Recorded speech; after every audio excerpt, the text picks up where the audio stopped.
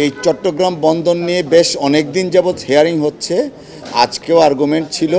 আমাদের আর্গুমেন্টের মেইন প্রণিধানযোগ্য যে বিষয়গুলো ছিল তা হলো প্রত্যেকটা রাজনৈতিক দল, ক্রিয়াশীল বাংলাদেশের প্রত্যেকটা রাজনৈতিক দল তাদের বক্তব্য বিবৃতি মাধ্যমে জাতির সামনে উপস্থাপন করেছেন বর্তমান এই অন্তর্বর্তীকালীন সরকার এই ধরনের স্টেট পলিসির ক্ষেত্রে তাদের কোনো সিদ্ধান্ত নেওয়া উচিত না।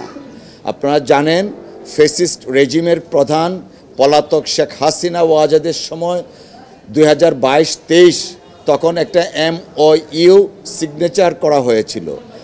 বাংলাদেশের মানুষের প্রত্যাশা ফ্যাসিস্ট রেজিমের প্রধান পলাতক শেখ হাসিনা যে MOUটা করেছিল সেইটার ধারাবাহিকতা যেন রক্ষা করা না হয়।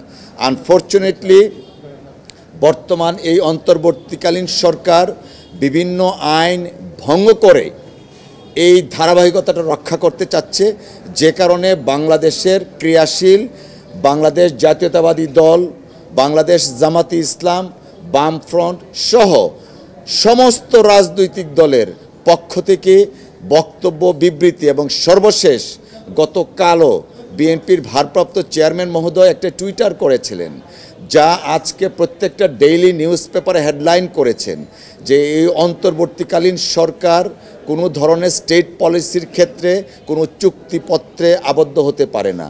আমরা মহামান্য আদালতকে সেই জিনিসটা আমরা উপস্থাপন করেছি অত্যন্ত বিনয়ের সাথে, এই বলে যে এই বর্তমান অন্তর্বর্তীকালীন সরকার সরাসরি জনগণ দ্বারা নির্বাচিত সরকার নয়। এটা নির্বাচিত সরকারের যে ক্ষমতা আছে অন্তর্বর্তী সরকারের সেই ক্ষমতা নাই। এখন তারা যদি এখানে যারা আসছেন বিডার চেয়ারম্যান সহ অনেকে আসছেন, তারা কিন্তু এরা পারমানেন্ট থাকেন না। আপনার এরা হলো নন রেসিডেন্ট বাংলাদেশি, এর অনেকে সরকারও আছেন, ইয়েতে আছেন। এবং এটা হলো আপনার আমাদের চিটাং পোর্টটা একমাত্র পোর্ট, এখানে ন্যাশনাল সিকিউরিটি ইনভলভ, এখানে মধ্যে আমাদের জাতীয় নিরাপত্তা আছে, জাতীয় স্বীকৃতির ব্যাপার আছে, যার সার্বভৌমত্বের ব্যাপার আছে এর মধ্যে। যদি এটা বিদেশির কাছে চলে যায় তারা সব কিছু জেনে যাবে কি আসছে কি যাচ্ছে। এমন বাংলাদেশ ধরেন কোনো অস্ত্র ইম্পোর্ট করতেছে সেটাও জেনে যাবে, তার মনিটর করতে পারবে, সার্ভিলেন্স করতে পারবে। এই জন্য আমরা বলেছি যে যেহেতু কাছে কামাল বক্তা বললো যে রাজনৈতিক দলগুনা চাচ্ছে না একটা অন্তর্বর্তী সরকার, যে সরকার সীমাবদ্ধতা আছে সেই সরকার এটা করুক।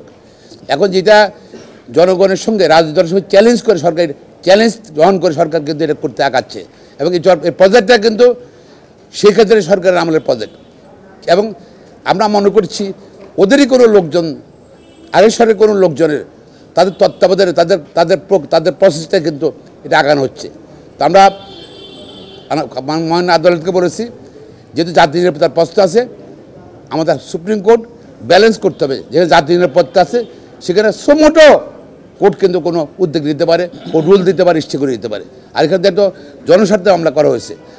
আমরা আশা করছি, আমরা আশাবাদী ন্যায় বিচার হবে, ন্যায় পাবে, এটা বাংলাদেশের জনগণের ন্যায় বিচার পাবে আমরা মনে করি, যদি রুলটা অ্যাবসলিউট হয়, এবং ন্যায় বিচার হবে আশা করছি ইনশাল্লাহ। অ্যাডমিনাল সাহেব তো অ্যাডমিনালের বক্তব্য রাখবেনই, সেটা ওনারটা বক্তব্য রাখবেন। উনি তো একটা সাইডে আছেন, উনি সরকারের রাষ্ট্রের প্রতিনিধিত্ব করছেন, তার বক্তব্য উনি বলবেন। আমরা আমাদেরটা বলছি, আমরা আদালতে কী বলেছি সেটা আমরা বলছি।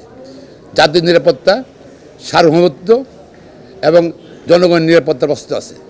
যদি এইটা যদি বিদেশিরা যদি এখানে চলে আসে,